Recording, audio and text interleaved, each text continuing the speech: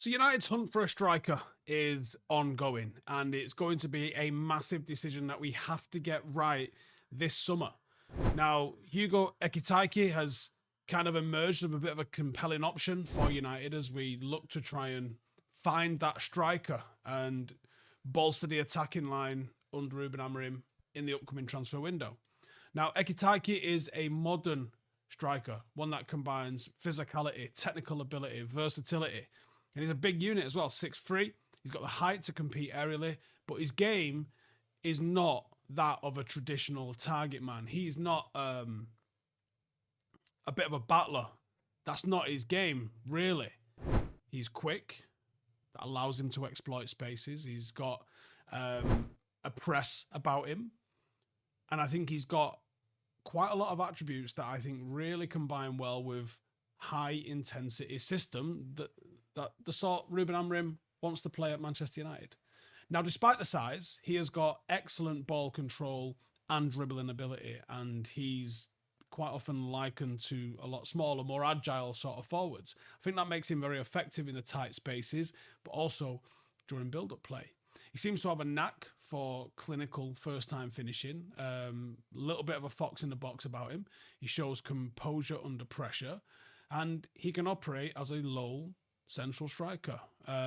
He does drop deep to link play. He can drift wide to overload and stretch defensive, and he can give you quite a lot of tactical flexibility. Now, he's got tenacity. He's got a willingness to press, and that makes him a very strong fit for teams that require those intense sort of defensive contributions, I think. Now, he's been in absolutely scintillating form this season for Eintracht Frankfurt. He's got 19 goals in 31 appearances in all competitions. He's got 13 in 25 in the Bundesliga. He also has 8 assists, which showcases his ability to create for his teammates. Recently got a hat-trick for the French under-21s against England under-21s, which kind of shows that he's got this growing confidence and the ability to perform. And these numbers, even though they're not the world's greatest numbers, but they highlight a bit of a breakout season. A bit of an improvement from his inconsistent stint that he had at Paris Saint-Germain, which, I guess can happen. He did struggle for regular minutes. There's a lot of established stars there that he was stuck behind.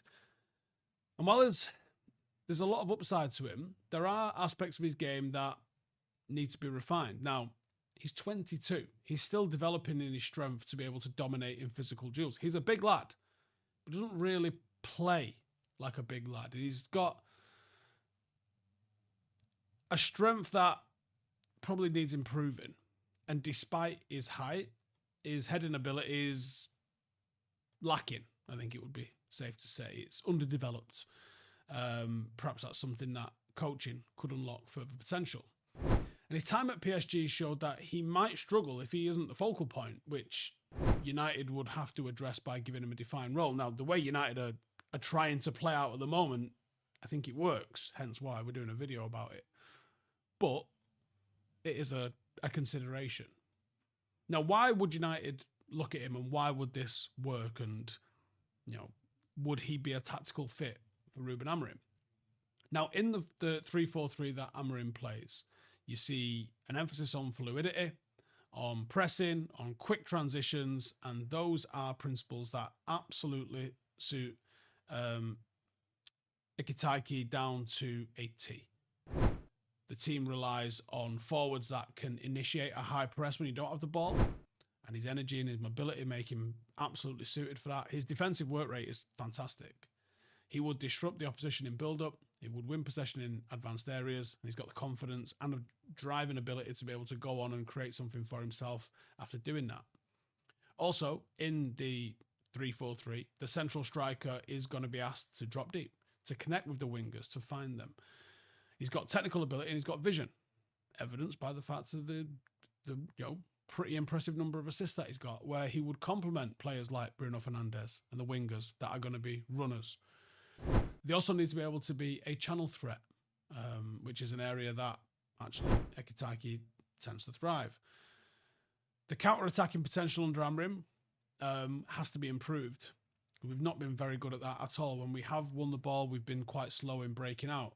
Ekitike's pace and directness, his ability to stretch defensive and create space for others would be a big asset.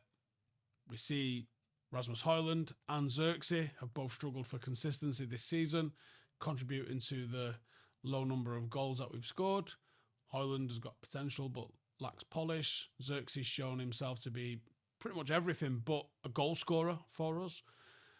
Ekitike offers an immediate impact. 19 goals suggest that he could provide a goal-scoring threat that United absolutely desperately need. And we know that there's an exchange rate fluctuation between the Bundesliga and the Premier League, but I don't think it'd be too drastic in this case. I think he's got the stature to be able to carry it. And I think for a striker that's still young, he is going to be one that's a little bit more potential, but he is starting to get a bit more experience. He's certainly more experienced than Rasmus Højlund was when we signed him. And I think it could create healthy competition. It could push Højlund and Xerxes to improve, or he could partner one of them in a two-striker variation, which I think could be an adaptation that we see from Rúben Amorim going forward. And he has got a track record of developing young dynamic strikers. We saw that with Gyökeres quite notably. He shares quite similar attributes, actually, with Ekitike, especially when it comes to mobility and finishing. Ekitike's profile really aligns with his preference for the versatile, hard-working attacker that would suit a possession-based side. Now, reports are indicating that he is specifically targeting Ekitike, as well as Benjamin Sesko, to bring one of them as part of the summer rebuild. Ekitike is reportedly a childhood fan of United, which was in a recent interview, giving us the edge over either an Arsenal or a Chelsea who are supposedly also in the race. And I think it would be a smart summer signing. It's a tactical fit. Yes, it's not the big name. Yes, you would want someone maybe arguably with more of a track record of scoring goals. Who's that guy? I don't know if that striker exists in world football. When you look at the way Ineos are trying to shape the signings that they make and the check boxes that they have for what they want to bring in, Ekitike is that guy. Now, the price tag is somewhere between 50 and 65 million. That is a lot of money. And there's going to be competitions from other clubs which might push the price a little bit higher. Could he transform United's front line? Could he do what Gyökeres did for Amorim at Sporting? I think he might. Because I don't think you're going to spend more than that. I don't think we can spend more than that. I think it's an interesting prospect.